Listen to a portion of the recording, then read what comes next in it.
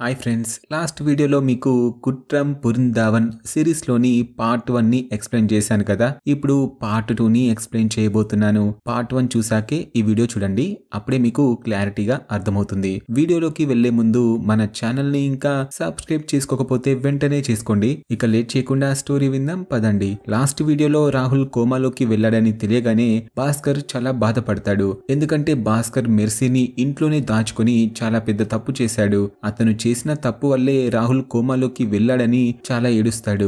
Next scene లో ఒక వ్యక్తి పని చేసుకోవడానికి అడవిలోకి వెళ్ళినప్పుడు అతనికి కాలిపోయి ఉన్న స్కెల్టన్ కనిపిస్తుంది. దాన్ని చూసి చాలా భయపడిపోయి వెంటనే పోలీస్ వాళ్ళకి ఇన్ఫార్మ్ చేస్తాడు. పోలీస్ వాళ్ళు వచ్చి ఎవిడెన్స్ కలెక్ట్ చేసుకుని ల్యాబ్ కి పంపిస్తారు. ఇదంతా చూస్తున్న ఎస్తర్ కి అక్కడున్న స్కెల్టన్ మెర్సీది అయి ఉంటుందని చాలా భయపడిపోతూ ఏడుస్తుంది. ఇక అడవిలో స్కెల్టన్ దొరికిన విషయం న్యూస్ లో చెప్తారు. ఆ న్యూస్ ని ఆనంది కూడా చూసి భాస్కర్ ని అడుగుతుంది. భాస్కర్ కూడా నేనే తగలబెట్టేశానని చెప్తాడు. అదే రోజు నైట్ ఎస్తర్ బిల్డింగ్ పై నుంచి దూకేసి సూసైడ్ చేసుకుందాం అనుకుంటుంది. ఎందుకంటే అక్కడ కాలిపోయి ఉన్న బాడీ తన కూతురుదే అనుకుని చాలా డిప్రెషన్ లోకి వెళ్లిపోతుంది. అక్కడే ఉన్న భాస్కర్ పరిగెత్తుకుంటూ వెళ్లి ఎస్తర్ ని కాపాడుతాడు.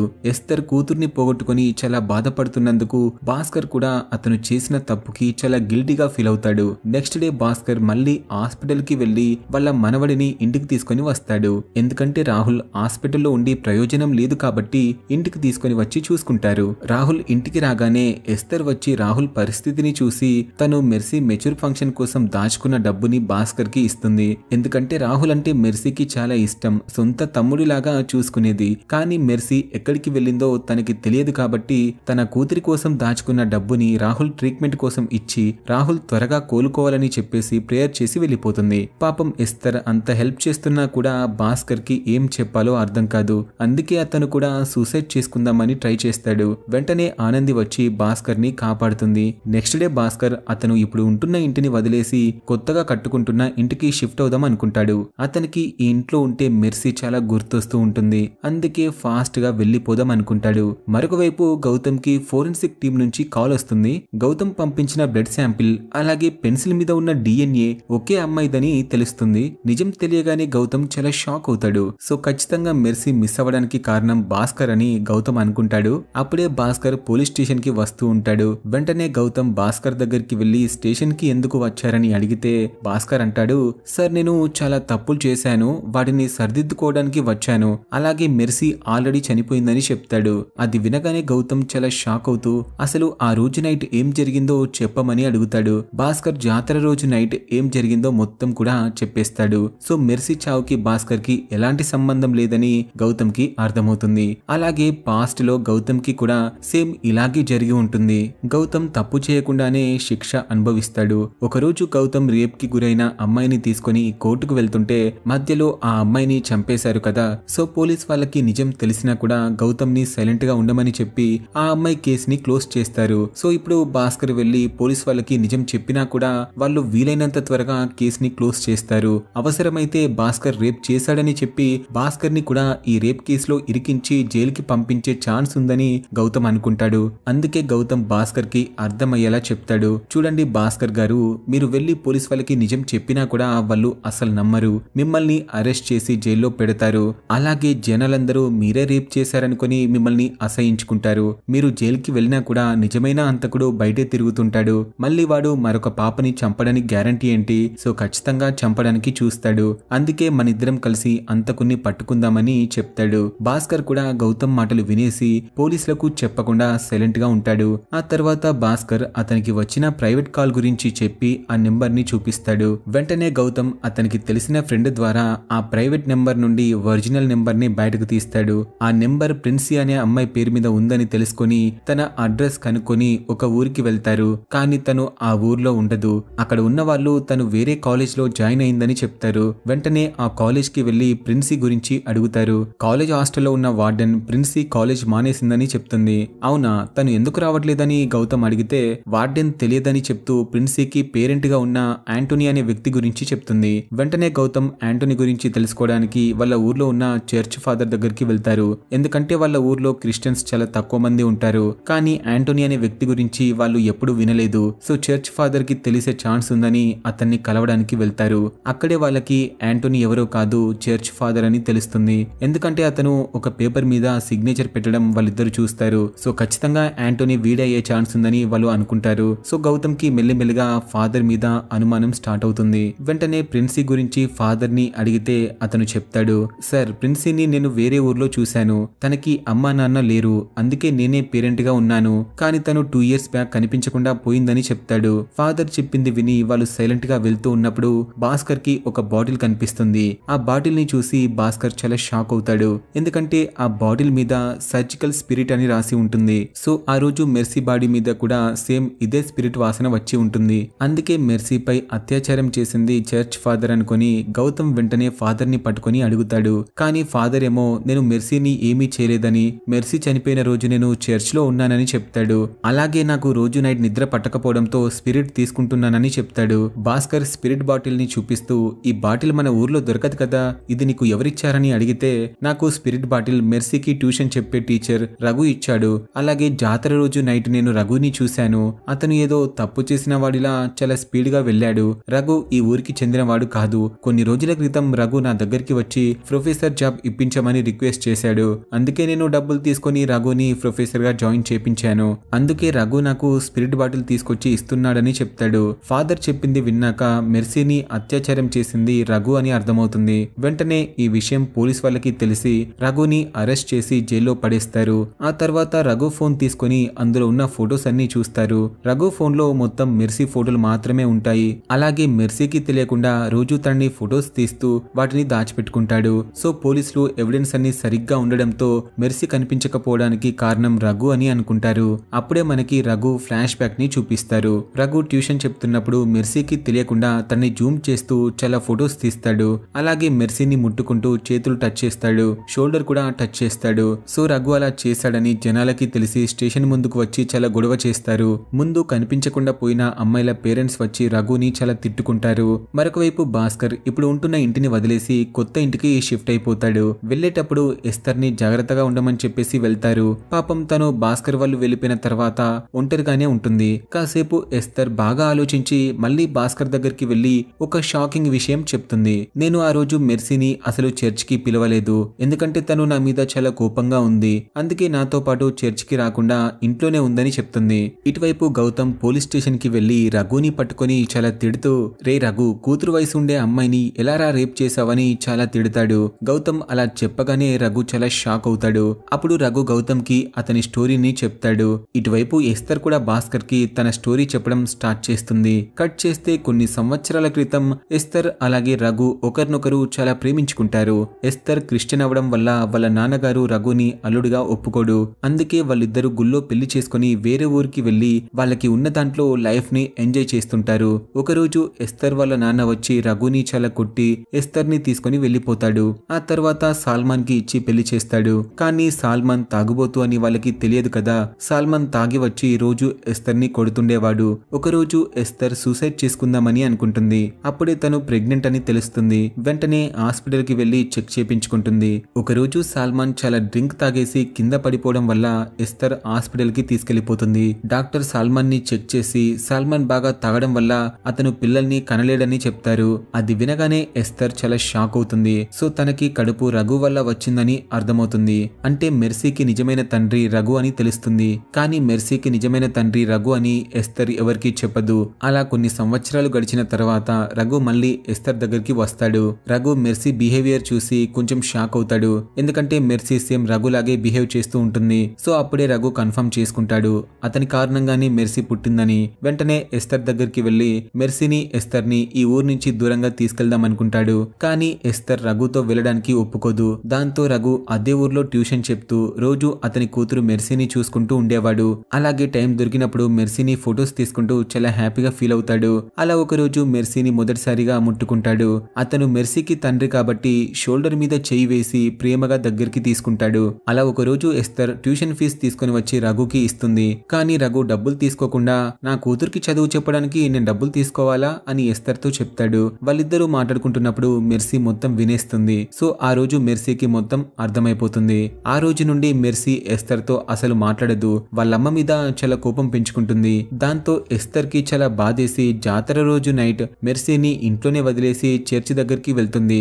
అక్కడే రఘు కూడా వెయిట్ చేస్తూ ఉంటాడు. సో వాళ్ళిద్దరూ అక్కడ కలుసుకొని మాట్లాడుకుంటారు. మాట్లాడుకుంటారు. రఘు ఎస్తర్ ని అలాగే మెర్సీని తీసుకొని ఈ ఊరు నుంచి దూరంగా వెళ్లిపోదాం అనుకుంటాడు. కానీ ఎస్తర్ రఘుతో వెళ్ళడానికి అసలు ఒప్పుకోదు. రఘుని చాలా తిట్టేసి ఏడ్చుకుంటూ మళ్ళీ చర్చిలోకి వెళ్లిపోతుంది. ఇక రఘు ఎస్తర్ తో మాట్లాడి లాభం లేదు అనుకుని వెంటనే ఇంటికి వెళ్లి మెర్సీతో మాట్లాడదాం అనుకుంటాడు. ఇటువైపు ఇంట్లో సాల్మాన్ మెర్సీ చనిపోయిన బాధలో ఉంటాడు. సో రఘుని చూసిన వెంటనే సాల్మాన్ రఘుతో గొడవ పడతాడు. అలా గొడవ పడుతూ ఉన్నప్పుడు సాల్మాన్ ఉన్నట్టుండి బిల్డింగ్ పై నుంచి కింద పడిపోయి చనిపోవడంతో రఘు అక్కడి నుంచి పారిపోతాడు. ఇక ప్రెజెంట్ కి వచ్చేస్తే రఘు కావాలనే పోలీసులకి లొంగిపోతాడు. ఎందుకంటే పోలీసులు రఘుని చాలా అనుమానిస్తారు. రఘు కావాలనే ఎస్తర్ కోసం సాల్మాన్ ని అలాగే మెర్సీని చంపాడని పోలీసులందరూ అనుకుంటారు. అందుకే ఎస్తర్ కి ఎలాంటి ప్రాబ్లం రాకుండా ఉండడానికి రఘు హత్య చేసినట్టు ఒప్పుకొని లొంగిపోతాడు. ఇక మెర్సీని ఎవరో రేప్ చేశారని తెలియగానే రఘు చాలా బాధపడతాడు. రఘు చెప్పింది విని గౌతమ్ అక్కడి నుంచి వెళ్లిపోతాడు. అంతేకాని మెర్సీ చనిపోయిన విషయం రఘుతో చెప్పడు. ఇటువైపు భాస్కర్ ఎస్తర్ గురించి నిజం మొత్తం తెలుసుకొని గౌతమ్ ని మీట్ అవుతాడు. వాళ్ళిద్దరూ అసలు కిల్లర్ ఎవరు అనే విషయం గురించి చాలా ఆలోచిస్తారు. అయినా కూడా వాళ్ళకి ఒక్క క్లూ కూడా దొరకదు. అప్పుడే గౌతమ్ కి ఒక డౌట్ వస్తుంది. వెంటనే మొదటిసారి మిస్ అయిన శుభ వాళ్ళ అమ్మ దగ్గరికి వెళ్లి ఒక క్వశ్చన్ అడుగుతాడు. చూడండి మేడం, మీ అమ్మాయి మీకు మీ హస్బెండ్ కి పుట్టిందా లేకపోతే వేరే వ్యక్తి ఉన్నాడా అని అడిగితే ఫస్ట్ తను చాలా కోపం వచ్చి చెప్పదు. కానీ మళ్ళీ గౌతమ్ ని పిలిచి అవును సార్, మా అమ్మాయి శుభ నాకు మా ఆయనకి పుట్టలేదు, తను వేరే వ్యక్తి వల్ల పుట్టిందని చెప్తుంది. అది వినగానే గౌతమ్ చాలా షాక్ అవుతాడు. ఆ తర్వాత గౌతమ్ సెకండ్ మిస్ అయిన అమ్మాయి వాళ్ళ అమ్మ దగ్గరికి వెళ్లి అడిగితే తను కూడా అలాగే చెప్తుంది. సో మిస్ అయిన పిల్లలందరి ఫాదర్ వేరే వ్యక్తి అవడంతో గౌతమ్ చాలా షాక్ అవుతాడు. వెంటనే భాస్కర్ దగ్గరికి వెళ్లి జరిగింది మొత్తం చెప్తాడు. చూడండి భాస్కర్ గారు, మిస్ అయిన పిల్లలందరూ వాళ్ళ అమ్మలు పెట్టుకున్న ఎఫైర్స్ వల్ల పుట్టిన వాళ్ళు. సో ఈ విషయం పిల్లల మదర్స్ కి తప్ప ఎవరికీ తెలియదు. అలాంటిది ఆ కిల్లర్ గాడికి ఎలా తెలిసి ఉంటుందని గౌతమ్ అనుకుంటాడు. అప్పుడే అడవిలో దొరికిన ఆ స్కెల్టన్ యొక్క రిపోర్ట్స్ కూడా వచ్చేస్తాయి. రిపోర్ట్స్ లో అడవిలో దొరికిన స్కెల్టన్ మెర్సీది కాదని చెప్తారు. అది వినగానే గౌతమ్ చాలా షాక్ అవుతాడు. ఎందుకంటే భాస్కర్ దగ్గరే ఉండి మెర్సీని తగలబెడతాడు కదా, మరి బాడీ ఎలా చేంజ్ అయిందని భాస్కర్ ని అడుగుతాడు. అప్పుడు భాస్కర్ అసలేం చేశాడో చెప్తాడు. నిజానికి భాస్కర్ అతని ఫ్రెండ్ సహాయం తీసుకొని ఒక ఎక్స్పెరిమెంట్ చేస్తున్నామని చెప్పి శ్మశానానికి వెళ్లి 10 నుంచి 12 సంవత్సరాల మధ్య పిల్లాడి స్కెల్టన్ ని బయటకు తీసి భాస్కర్ కి ఇస్తారు. వెంటనే భాస్కర్ ఆ స్కెల్టన్ ని అలాగే మెర్సీ బాడీని తీసుకుని వెళ్లి అన్నోన్ పర్సన్ కి కాల్ చేసి మెర్సీ డెడ్ బాడీని చూపించి కాల్ చేస్తాడు. ఆ తర్వాత వెంటనే కాల్ కట్ చేసి మెర్సీ డెడ్ బాడీని బయటకు తీసి సేఫ్ గా మళ్ళీ అదే బ్యాగ్ లో పెట్టుకుని భాస్కర్ కొత్తగా ఓపెన్ చేయబోతున్న మెడికల్ షాప్ లో ఉన్న ఫ్రిడ్జ్ లో పెట్టేస్తాడు. ఇక నిజం మొత్తం తెలుసుకున్న గౌతమ్ మెర్సీ బాడీ ఇంకా ఉందని కూల్ అవుతాడు. అప్పుడే అన్నోన్ పర్సన్ భాస్కర్ కి కాల్ చేసి మెర్సీని ఎందుకు తగలబెట్టలేదని భాస్కర్ ని చాలా తిడుతూ మళ్ళీ ఒక పాపని కిడ్నాప్ చేయబోతున్నానని బెదిరిస్తాడు. దాంతో భాస్కర్ కి ఏం చేయాలో అర్థం కాదు. ఇక చేసేది ఏమీ లేక మెర్సీని వాడికి ఇచ్చేద్దాం అనుకుంటాడు. కానీ గౌతమ్ మెర్సీ బాడీని ఇవ్వొద్దని చెప్తాడు. ఎందుకంటే ఇప్పుడు వాళ్ళ దగ్గర ఉన్న ఆప్షన్ మెర్సీ బాడీ మాత్రమే. సో మెర్సీని యూజ్ చేసుకుని కిల్లర్ ని పట్టుకోవాలనుకుంటారు. అదే రోజు నైట్ వాళ్ళ ఊర్లో అలాగే వాళ్ళ పక్కూర్లో జాతర ఉంటుంది. ఈ రోజు ఖచ్చితంగా కిల్లర్ మళ్ళీ పాపని ఎత్తుకెళ్తాడని వాళ్ళిద్దరూ అనుకుంటారు. అందుకే భాస్కర్ ఒక జాతరకి, గౌతమ్ ఒక జాతరకి వెళ్తాడు. కానీ వాళ్ళిద్దరికి కిల్లర్ కనిపించడు. అలాగే జాతరలో ఒక అమ్మాయి కూడా మిస్ అవ్వదు. అప్పుడే కిల్లర్ కాల్ చేసి మీరు అనుకుంటున్నట్టు నేను జాతరలో ఉన్న అమ్మాయిని ఎత్తుకెళ్లలేదు, నేను నీ మనవడిని తీసుకెళ్దాం అనుకున్నాను, కానీ వాడు కోమాలో ఉన్నాడు కాబట్టి వాడిని తీసుకెళ్లి నేనేం చేసుకోవాలి, అందుకే గౌతమ్ కూతుర్ని ఎత్తుకెళ్లానని చెప్తాడు. అది వినగానే గౌతమ్ కి చాలా కోపం వచ్చి రే నా కూతుర్ని ఏమి చేయకు, నా కూతురు నాకు కావాలని అడుగుతాడు. అవునా, నీ కూతురు నీకు కావాలంటే నాకు మెర్సీ బాడీ కావాలి, అప్పుడే నేను నీ కూతుర్ని ఇస్తానని చెప్తాడు. వెంటనే భాస్కర్ అలాగే గౌతమ్ మెడికల్ షాప్ కి వెళ్లి మెర్సీని ఇచ్చేద్దామనుకుంటారు. కానీ షాప్ దగ్గరికి వెళ్లి చూస్తే ఎవరో షాప్ ని పగలగొట్టి మెర్సీ బాడీని తీసుకుని వెళ్లిపోతారు. వాళ్ళిద్దరూ మెర్సీని తీసుకెళ్లింది ఆ కిల్లర్ అనుకుంటారు ఫస్ట్. కానీ వాడు తీసుకెళ్లి ఉంటే వీళ్ళని మళ్ళీ టెన్షన్ పెట్టాడు కదా, సో మెర్సీని తీసుకెళ్లింది కిల్లర్ కాదని అర్థమవుతుంది.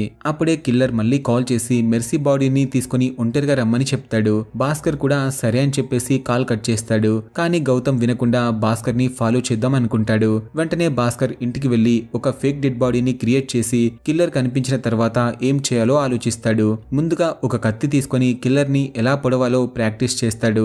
ఆ తర్వాత భాస్కర్ రెడీ చేసిన ఒక ఫేక్ డెడ్ బాడీని తీసుకుని కిల్లర్ చెప్పిన ప్లేస్ కి వెళ్తాడు. ఇటువైపు గౌతమ్ ఇన్స్పెక్టర్ దగ్గరికి వెళ్లి జరిగింది మొత్తం చెప్పి హెల్ప్ చేయమని అడుగుతాడు. వెంటనే ఇన్స్పెక్టర్ కూడా హెల్ప్ చేయడానికి ఒప్పుకుంటాడు. అందరు కలిసి భాస్కర్ ని వెతుక్కుంటూ అడవి దగ్గరికి వెళ్తారు. ఇటువైపు భాస్కర్ దగ్గరికి కిల్లర్ వచ్చి మెర్సీని ఇవ్వమని అడుగుతాడు. మెర్సీని ఇవ్వడానికి భాస్కర్ ఒప్పుకుంటాడు. అలాగే కాయల్ని ఇవ్వమని కూడా కూడా అడుగుతాడు. కానీ కిల్లర్ కాయల్ని ఇవ్వకుండా మెర్సీ బాడీని ఫస్ట్ ఇవ్వమని చెప్తాడు. వెంటనే భాస్కర్ తీసుకొచ్చిన ఫేక్ డెడ్ బాడీని కింద పడేసి కిల్లర్ తో ఫైట్ చేస్తాడు. భాస్కర్ కూడా కిల్లర్ ని చాలా కొట్టి అతని మొహాన్ని చూస్తాడు. నిజానికి ఆ కిల్లర్ ఎవరో కాదు, ఈ ఊర్లో అందరికంటే మొదటగా మిస్ అయిన శుభ వాళ్ళ నాన్న. వాడి మొహాన్ని చూడగానే భాస్కర్ చాలా షాక్ అవుతాడు. వెంటనే గౌతమ్ ఇచ్చిన టార్చ్ లైట్ ని ఆన్ చేసి పైకి పెడతాడు. భాస్కర్ అడవిలోకి వచ్చే ముందే ఒక స్పెషల్ టార్చ్ లైట్ ని ఇస్తాడు. అది పైకి కొట్టగానే చాలా దూరం చూపిస్తుంది. సో ఆ లైట్ ని చూడగానే గౌతమ్ కి భాస్కర్ ఉన్న లొకేషన్ అయితే తెలుస్తుంది. వెంటనే గౌతమ్ పోలీసులందరినీ తీసుకుని భాస్కర్ ఉన్న లొకేషన్ వైపు వెళ్తుంటాడు. ఎందుకంటే భాస్కర్ దగ్గర ఉన్న ఫోన్ కొంచెం పాడవుతుంది, అందుకే లొకేషన్ చూపించదు. ఇటువైపు కిల్లర్ భాస్కర్ ని వాటర్ లో ముంచేసి చంపేద్దాం అనుకుంటాడు. సరిగ్గా అప్పుడే భాస్కర్ దగ్గర ఉండే కుక్క జాకీ వచ్చి భాస్కర్ ని కాపాడుతుంది. ఆ కిల్లర్ గాడు జాకీని కూడా చంపేస్తాడు. ఎందుకంటే జాకీ వల్లే ఆ కిల్లర్ దొరికిపోయాడు కాబట్టి. ఎలా దొరికిపోయాడో మనం తర్వాత చూద్దాం. ఇక కాసేపు అయిన తర్వాత పోలీసులు వచ్చి కిల్లర్ ని అరెస్ట్ చేసి జైల్లో పడేసి చాలా కొడతారు. అప్పుడే మనకి ఆ కిల్లర్ ఫ్లాష్ బ్యాక్ ని చూపిస్తారు. నిజానికి ఆ కిల్లర్ గాడు ఒక డాక్టర్. ఎప్పుడు చూసినా క్లినిక్ లోనే ఉంటాడు. అతనికి అతని భార్యకి మధ్య రిలేషన్ స్ట్రాంగ్ గా ఉండదు. అందుకే అతని దగ్గరికి ట్రీట్మెంట్ కోసం వచ్చే ఆంటీలని ట్రై చేస్తాడు. కానీ వాళ్ళని ట్రై చేస్తే ఏదో ఒక రోజు ప్రాబ్లం వస్తుంది కాబట్టి అతని క్లినిక్ కి వచ్చే చిన్న పిల్లల్ని టార్గెట్ చేసేవాడు. వాడు అందరి పిల్లల్ని టార్గెట్ చేయడు. ఎవరైతే ఎఫ్ఐఆర్ వల్ల పుడతారో వాళ్ళని మాత్రమే టార్గెట్ చేస్తాడు. ముందుగా పిల్లల బ్లడ్ శాంపిల్స్ ని తీసుకొని టెస్ట్ చేస్తాడు. వాళ్ళు వేరే వాళ్ళకి పుట్టారని తెలియగానే వాళ్ళని రేప్ చేసి తగలబెట్టేసి ఎవిడెన్స్ లేకుండా చేస్తాడు. అలా ప్రతిసారి ఒక్కొక్క ఊర్లో క్యాంపులు పడతాయి కదా, ఆ క్యాంపులకి వెళ్ళినప్పుడు అలా పిల్లల్ని సెలెక్ట్ చేసుకుంటాడు. అలా జాతరలో ఒక అమ్మాయిని సెలెక్ట్ చేసుకుని తన్ని చంపేస్తాడు. అలా ఒక రోజు సొంత కూతురికి కూడా బ్లడ్ టెస్ట్ చేయాల్సి వస్తుంది. అప్పుడే అతనికి తన కూతురు కూడా వేరే అతనికి పుట్టిందని తెలుస్తుంది. దాంతో చిన్నప్పటి నుంచి పెంచిన కూతురని కూడా చూడకుండా తన్ని రేప్ చేసి కాల్ చేస్తాడు.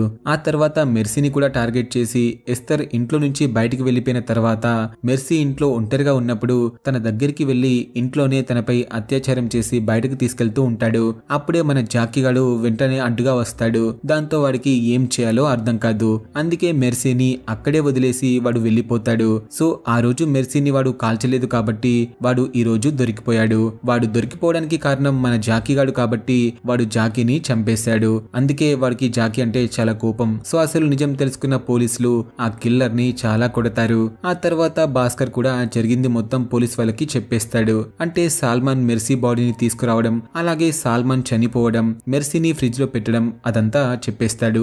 నిజం తెలుసుకున్న ఎస్తర్ పరిగెత్తుకుంటూ వచ్చి భాస్కర్ చెంప పగలగొడుతుంది. ఎందుకంటే ఎస్తర్ సొంత అమ్మా నాన్న కంటే కూడా భాస్కర్ ని ఎక్కువగా నమ్మింది. ఎప్పుడు చూసినా అమ్మ అమ్మ నాన్న నాన్న అంటూ వాళ్ళిద్దరిని చాలా ప్రేమగా పిలిచేది. అయినా కూడా భాస్కర్ చాలా మోసం చేయడంతో పాపం తన మనసు చాలా గాయపడుతుంది. ఇక భాస్కర్ ని పోలీసులు తీసుకెళ్లి వదిలేస్తారు. ఎందుకంటే మెర్సీ డెడ్ బాడీ ఇంకా దొరకలేదు కాబట్టి. ఇక భాస్కర్ ఇంటికి రాగానే రాహుల్ నార్మల్ అవుతాడు. అలాగే ప్రతిరోజు ఎస్తర్ రాహుల్ దగ్గరికి వచ్చి ప్రేయర్ చేసి వెళ్లిపోతుంది. కానీ భాస్కర్ తో మాత్రం మాట్లాడదు. రాహుల్ కోలుకున్నాడు కాబట్టి వాడికి జరిగింది మొత్తం గుర్తుంటుంది. సో మీ అందరికి ఒక డౌట్ రావచ్చు, ఆ రోజు మెర్సీ డెడ్ బాడీని తీసుకెళ్లింది ఎవరు, అలాగే బాడీ ఇప్పుడు ఎక్కడ ఉందని. నిజానికి మెర్సీ డెడ్ బాడీని తీసుకెళ్లింది ఎవరో కాదు, భాస్కర్ వైఫ్ ఆనంది. ఒకవేళ మెర్సీ డెడ్ బాడీ దొరికితే భాస్కర్ కి శిక్ష పడే ఛాన్స్ ఉంది కాబట్టి వెంటనే భాస్కర్ లేనప్పుడు షాప్ దగ్గరికి వెళ్లి షాప్ ని పగలగొట్టి ఫ్రిడ్జ్ లోపల పెట్టిన మెర్సీని బయటకు తీసుకొని వచ్చి వాళ్ళ ఇంటి ముందు గుంత తవ్వి పాతి పెడుతుంది.